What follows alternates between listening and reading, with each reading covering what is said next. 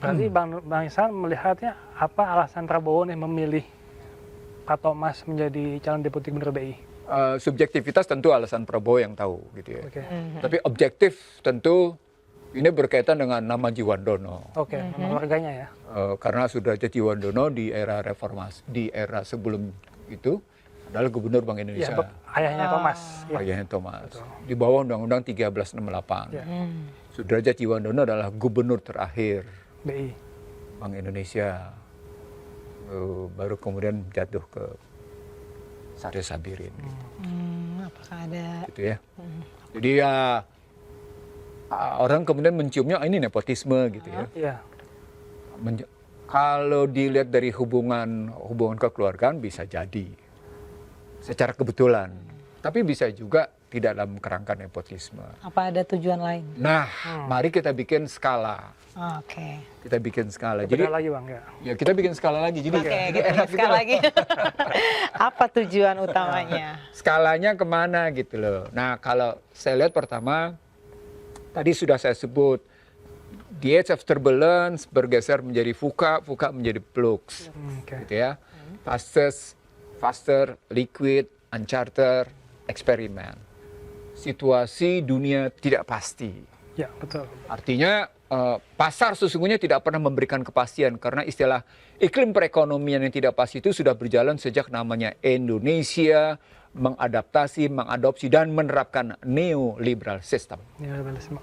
Jadi bukan hanya sekarang. Jadi kalau Anda ikuti istilah perekonomian, iklim perekonomian tidak pasti, dia sudah berjalan sejak Soeharto berkuasa, minimal dimulai ketika neoliberal diterapkan di Indonesia.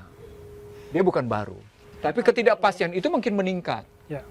Iklim uncertainty-nya itu makin meningkat. Makanya disebutnya tingkat kerentanan atau tingkat kegaduhannya gitu ya. Itu bisa diukur di situ. Maka orang akhirnya mengambil sampai seberapa jauh contagion effect atau efek domino dari sebuah gejolak itu bisa ditahan. Nah, pada konstruksi misalnya ukuran-ukuran begitu, maka pertanyaan besarnya, Indonesia punya nggak kekokohan pertahanan ekonomi ya, gitu pertanyaannya. Pertahanan ekonomi. Indonesia punya nggak? Kalau dari nilai tukar, sorry, saya jawab bilang enggak. Karena angka saya sekali lagi, angka data saya yang saya presentasikan ke berbagai kalangan, angka selama 61 tahun gitu ya, Karena melemah ya. melemah. Selama 61 tahun tuh. Tidak pernah menguat. Ya. Satu. Yang kedua kemudian kalau mau diambil kekokohan, ketahanan perekonomian, muncul ke persoalan hajat hidup orang banyak kita dari mana asalnya? Impor ya. Nah, kalau impor lemah berarti. Udah indikator ya. Kalau udah impor berarti lemah. Nggak produktif berarti. Energi impor. Masih impor Bang. Sebagian pangan impor, kan gitu kan? Jasa sumber daya buatan itu IT impor kan sudah menjadi hajat hidup orang Tenaga banyak. kerja Impor, tenaga kerja gimana coba? Nah, tesis impor adalah tesis asimetri. Tesis asimetri tentang berbagai produk. Itu gejolaknya luar biasa gitu loh. Luar biasa. Jadi kalau sudah sampai begitu agak repot kita nggak.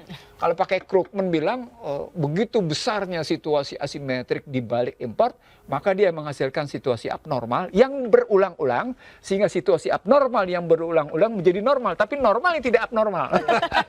Normal yang abnormal. Kebiasaan ya.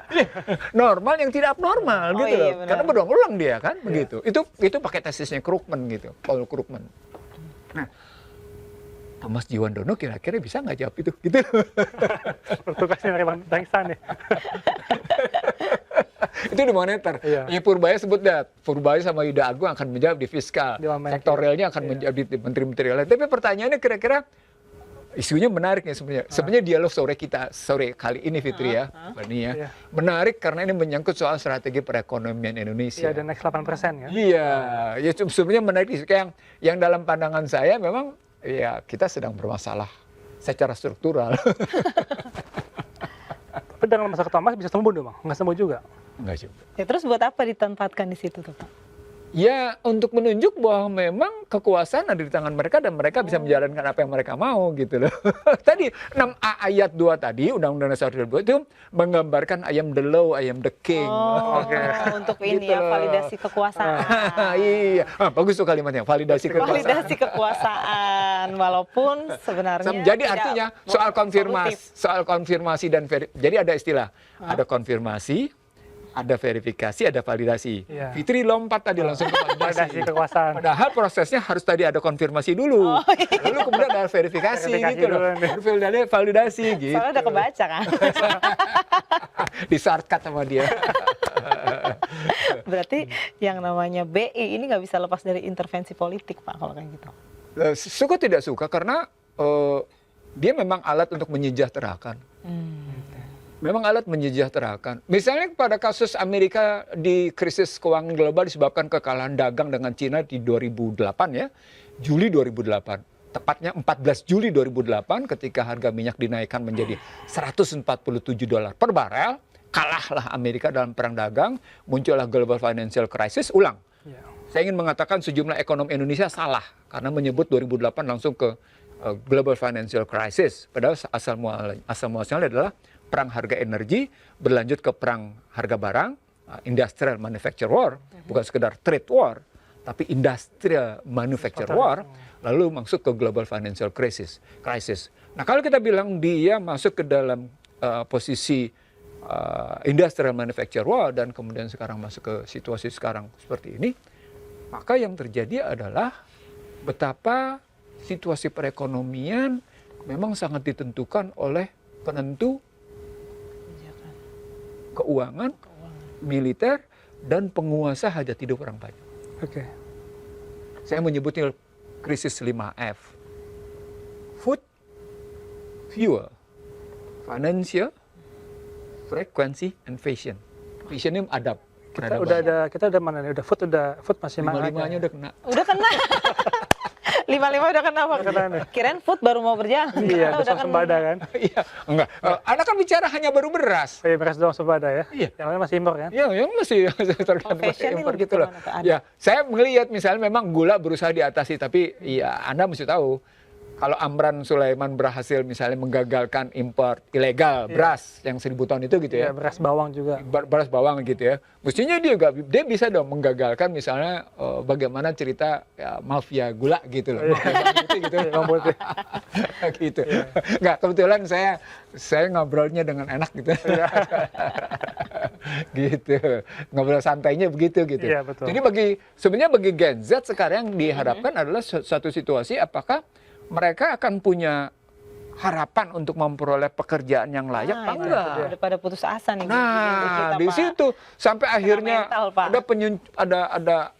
ada penelitian dari BRAIN yang menyatakan sekitar 1,7 orang Gen Z sudah kehilangan harapan mendapatkan lapangan kerja.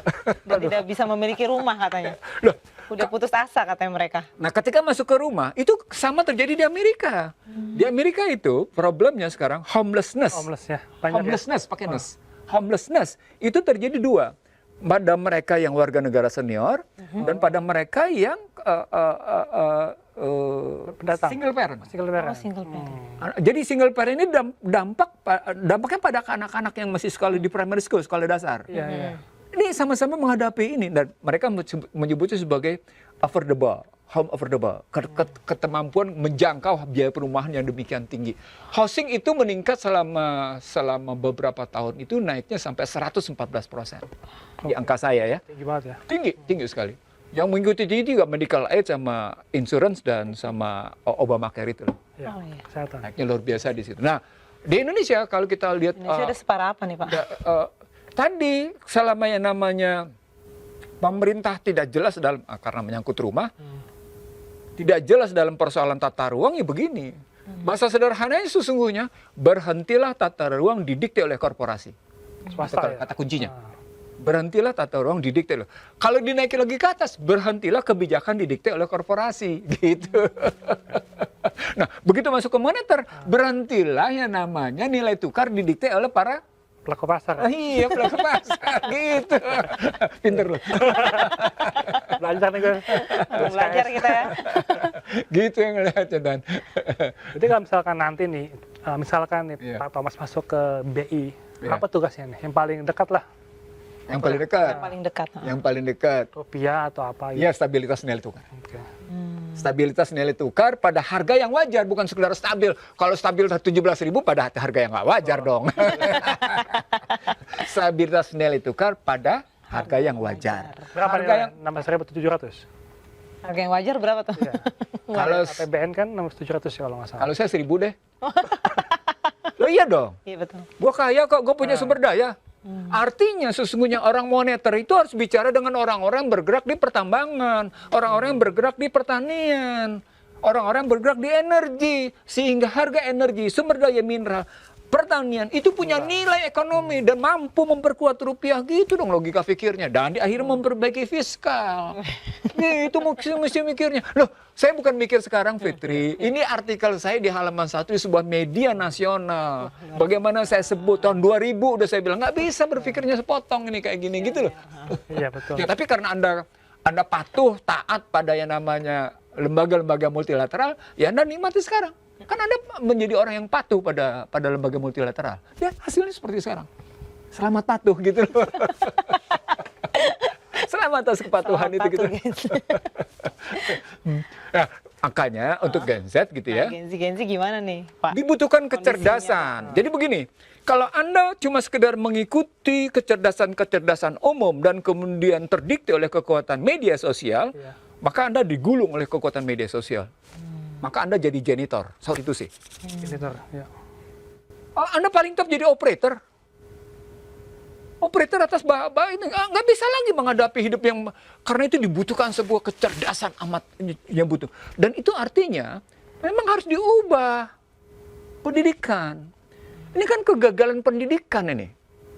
Sehingga yang namanya orang, ya Anda bayangkan dulu kalau di orang sampai ngebandingin era Soeharto SD, SMP, SMA itu kalau bersaing di TV enak kita ngelihatnya. Sekarang ini kalau kita nonton media sosial, anak SMP, SMA aja untuk tanya 6 kali 6 aja nggak ngerti. Iya. Itu salah Bang ya. Itu salah pendidikan. Iya. Apalagi kemarin seorang guru gitu ya, yang menegur muridnya karena rambutnya pirang malah jadi dihukum. Loh, ini ada perubahan pendidikan. Ditambah lagi tadi dibilang hancur berantakan ujian nasional. Tambah lagi dengan namanya orientasi komersial pada pendidikan. Luluh lantak pendidikan kita. Ini saya ingin ngomong nih, ini luluh lantak pendidikan karena memang komersialisasi di bidang pendidikan luar biasa. Mahal Bang. Luar biasa. Dan kalau pendidikan langsung bernilai material, maka hanya orang-orang kaya yang bisa menikmati pendidikan berkualitas. Dan itu saya lihat, dan itu saya saksikan. Hanya orang-orang kaya yang bisa masukin anaknya di sekolah yang bagus. Sekolah yang biasa, ya sudah. Dia menjadi korban pendidikan. Nah, hasilnya apa? Pendidikan yang melahirkan janitor, paling top operator.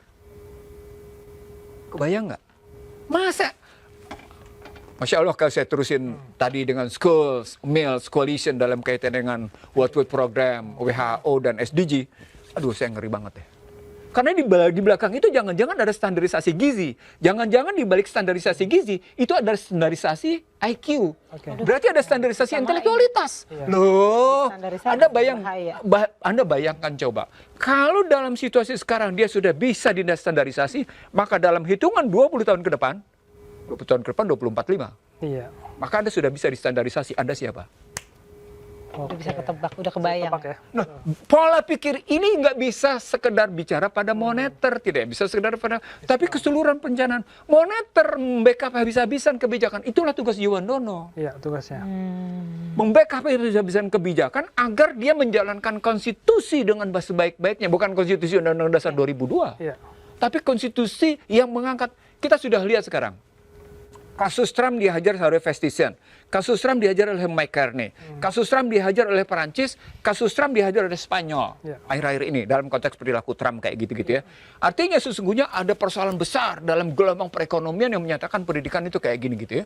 Kan di belakang ini adalah pendidikan itu. Oke.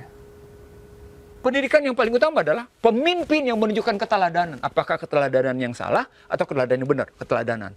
Anda bayangkan itu keteladanan yang salah. Nah, sekarang kalau kita lihat berantakan kayak gitu, maka nggak mungkin dong kita cuma sekedar duduk bergabung dengan Board of Peace yang nggak mungkin dong begitu. Dewan keamanan. Anda sedang mempertontonkan apa gitu loh. Anda sedang mempertontonkan apa? Sementara kita tahu yang namanya dana 1 miliar US dollar. Balik lagi di 16 situ. tadi ya. Kan balik lagi begitu. Nah, mestinya muncul di situ ada masukan dari pihak moneter, Pak. Nanti karena situasi perekonomian kayak gini nggak bisa, ini bisa. Fiskalnya juga, nih pendapatan uangnya susah, nggak bisa sekedar ikut-ikutan. Iya. 16 triliun lebih, 16,9 triliun lebih. Termasuk gitu. Untuk, ayo dong, pajak tuh susah.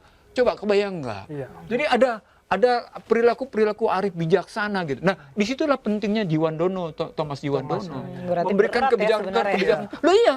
Bukan sekedar jabatan yang Loh iya. Tapi tadi, uraian saya adalah uraian di mana dia punya wawasan jauh ke depan. Iya. Loh, dengan anak, iya dong. prediksinya kalau dia punya Kawasan luas. Iya. ya.